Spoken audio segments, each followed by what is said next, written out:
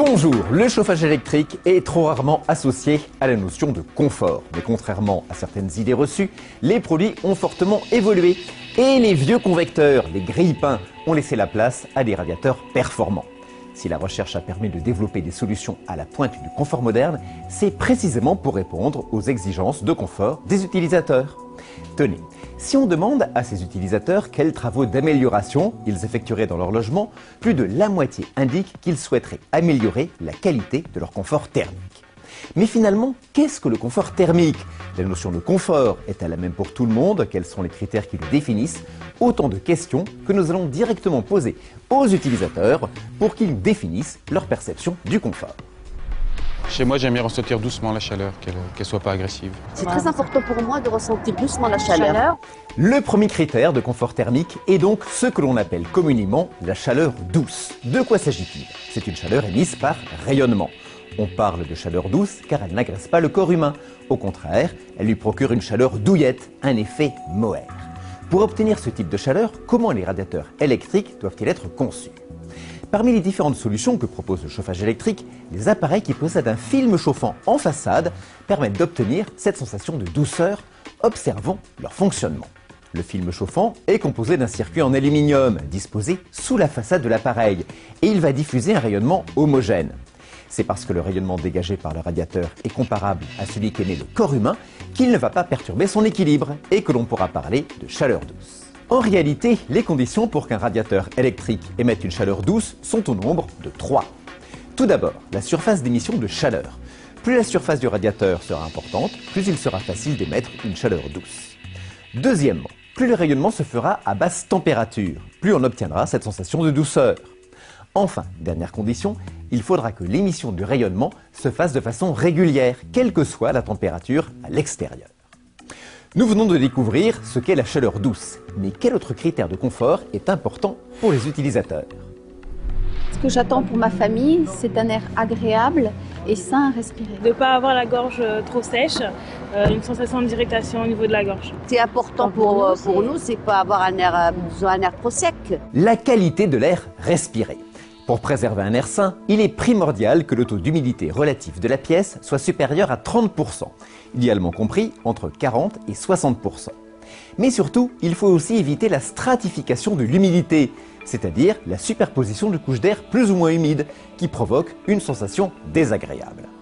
Le chauffage électrique moderne propose des radiateurs avec un corps de chauffe dans lequel circule un fluide caloporteur.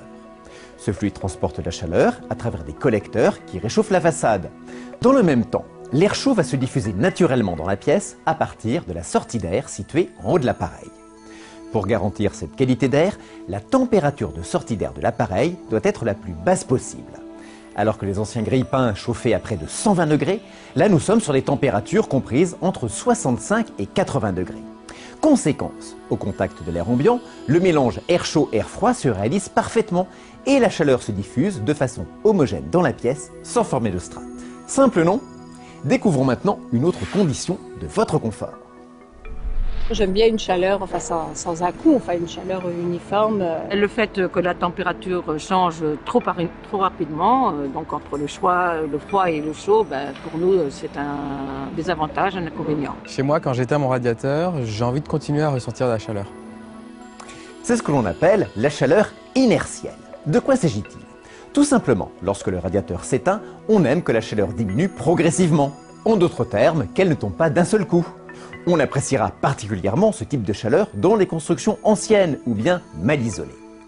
Observons un radiateur électrique avec un corps de chauffe en fonte et découvrons de quelle façon il doit être conçu pour émettre une chaleur inertielle. La condition essentielle est la composition du corps de chauffe. Il doit posséder des propriétés inertielles, c'est-à-dire la faculté d'emmagasiner de la chaleur, puis de la restituer lentement. Et pour cela, la fonte est le matériau idéal. La chaleur douce, la qualité de l'air, l'inertie, nous venons de mesurer à quel point les utilisateurs sont sensibles à la qualité de la chaleur et de l'air. Pour autant, d'autres critères sont importants pour obtenir un confort de grande qualité.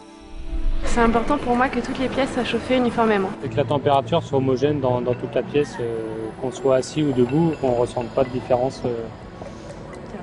thermique. Que ce soit au niveau des pieds, au niveau du visage, qu'on soit debout, assis. Madame veut une température maîtrisée où qu'elle se trouve et elle ne veut pas ressentir de différence de température entre le niveau de sa tête et celui de ses pieds. On la comprend. C'est ce qu'on appelle l'homogénéité verticale. Et pour qu'un radiateur électrique permette de limiter l'écart de température entre la tête et les pieds, il faut qu'il ait des caractéristiques proches de celles que nous avons observées avec la qualité de l'air, à savoir une faible température de sortie d'air.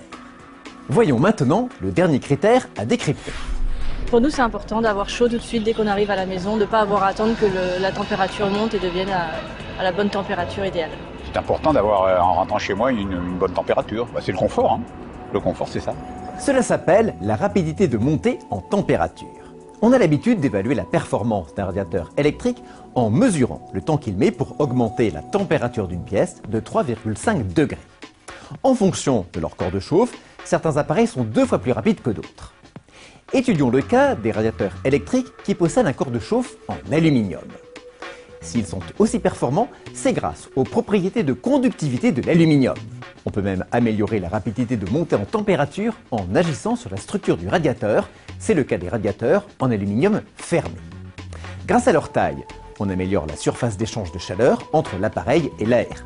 De plus, les petites cheminées à l'arrière de l'appareil permettent un meilleur échange thermique et une montée de la température encore plus rapide, tout en préservant un air sain. Grâce à leur qualité de réactivité, les radiateurs en aluminium fermé permettent une diffusion rapide de la chaleur et une montée immédiate de la température de la pièce. Ces qualités seront particulièrement appréciées pour les constructions neuves ou très bien isolées.